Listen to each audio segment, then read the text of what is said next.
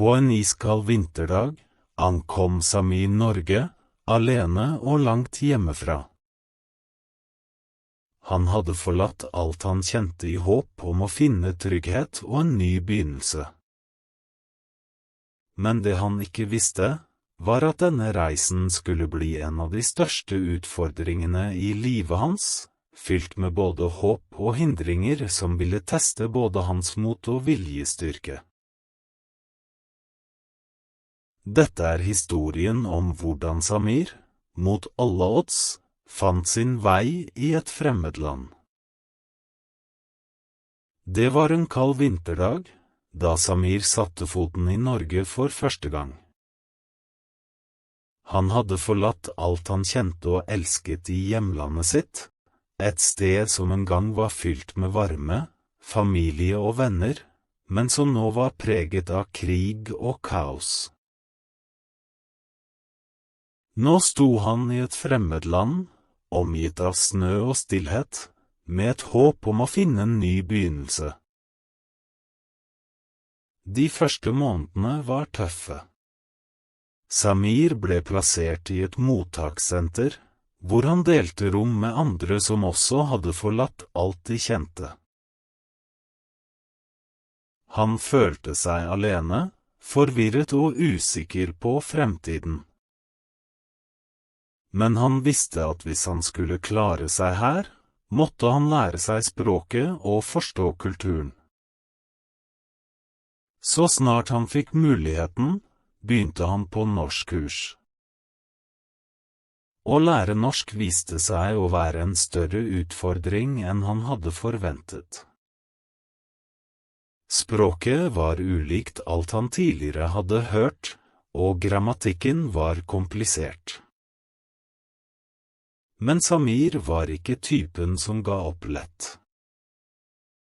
Han øvde dag og natt, skrev ned nye ord og uttrykk, og tvang seg selv til å snakke norsk selv om han ofte følte seg dum. Etter noen måneder begynte han å merke fremskritt. Han kunne føre enkle samtaler og forstå det som ble sagt rundt ham. Som en del av integreringsprosessen ble Samir tilbudt en praksisplass. Han fikk jobb i en liten butikk hvor han fikk erfaring med å snakke norsk i hverdagen. Det var utfordrende, men også givende. Kundene var tålmodige, og kollegene hjalp ham når han slet med å finne de riktige ordene. Denne erfaringen ga ham selvtillit, og han begynte å føle seg mer hjemme i Norge. Men ikke alt var enkelt. Økonomisk var han avhengig av sosialhjelp fra Nav. Dette var en kilde til skam for Samir, som alltid hadde vært selvstendig. En venn av ham advarte ham om at de som mottok sosialhjelp, ikke kunne få permanent oppholdstillatelse. Dette skremte Samir, som fryktet at han skulle miste muligheten til å bygge et nytt liv i Norge. Han vurderte å avslutte sosialhjelpen, men etter å ha snakket med en rådgiver på Nav, fikk han vite at dette bare var et problem hvis man mottok sosialhjelp over lang tid, og ikke for en kort periode som han hadde gjort. Samir ønsket å stå på egne ben og drømte om å jobbe som sjåfør. Han henvendte seg til Nav for hjelp, og de fortalte ham at de kunne dekke utgiftene til bussjåførkurset hvis han klarte å skaffe seg en jobbkontrakt.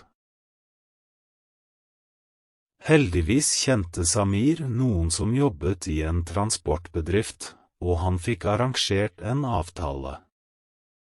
Snart var han i gang med å lære alt som trengtes for å bli bussjåfør. Og etter hardt arbeid og utholdenhet fikk han endelig bussførerkortet. Med fast jobb og en viss økonomisk stabilitet begynte Samir å tenke på fremtiden, og spesielt på ekteskap. Han var usikker på om han skulle gifte seg med en jente fra hjemlandet eller om han skulle være åpen for noen fra en annen kultur. Etter mye tenking og rådføring med venner, bestemte han seg for at kjærlighet og forståelse var viktigere enn kulturell bakgrunn. Han møtte en norsk kvinne, Maria, som han ble forelsket i, og etter en stund giftet de seg. I begynnelsen var alt godt. Maria og Samir delte en dyp kjærlighet for hverandre, og de jobbet sammen for å bygge et liv sammen. Men etter hvert begynte de kulturelle forskjellene å gjøre seg gjeldende. Samir hadde en viss forventning om hvordan en kone skulle være basert på sin egen kultur, mens Maria hadde en mer moderne og selvstendig tilnærming til ekteskapet.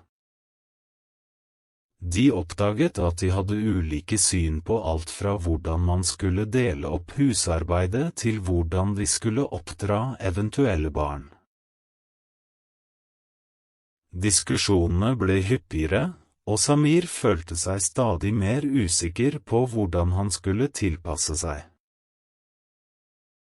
Han hadde alltid sett på seg selv som en fleksibel og tilpasningsdyktig person, men å skulle gi opp noen av sine dypeste verdier var vanskelig. På samme måte følte Maria at hun måtte gi opp deler av sin frihet for å tilpasse seg Samirs forventninger. Etter en tid bestemte de seg for å søke hjelp. De begynte i parterapi, hvor de lærte å kommunisere bedre og forstå hverandres perspektiver. Terapeuten hjalp dem å finne en balanse mellom deres kulturelle bakgrunner, slik at de kunne bygge et ekteskap basert på gjensidig respekt og kjærlighet. Selv om utfordringene fortsatt var der, fant Samir og Maria en måte å leve med dem på. De lærte å akseptere hverandres ulikheter og fokusere på det som brakte dem sammen i første omgang. Samir forsto at han ikke trengte å gi opp sin kultur for å være lykkelig i Norge, men at han kunne integrere den på en måte som respekterte både ham selv og Maria. Til slutt, da de så tilbake på alt de hadde vært igjennom, visste de at de hadde blitt sterkere sammen. De hadde skapt en unik familie, en som var rik på både norsk og internasjonal kultur. Og selv om veien hadde vært lang og fylt med hindringer, var Samir sikker på at han hadde funnet sitt nye hjem, både i Norge og i Maria. Historien om Samir er en historie om mot, tilpasning og kjærlighet, som viser at selv om veien til et nytt liv kan være utfordrende, er det mulig å finne lykke hvis man er villig til å jobbe for det. Takk for at du så på. Hvis du har en god historie du vil dele, kan du sende den til oss. E-posten finner du i beskrivelsen. Husk å abonnere for flere historier, og vi sees i neste video.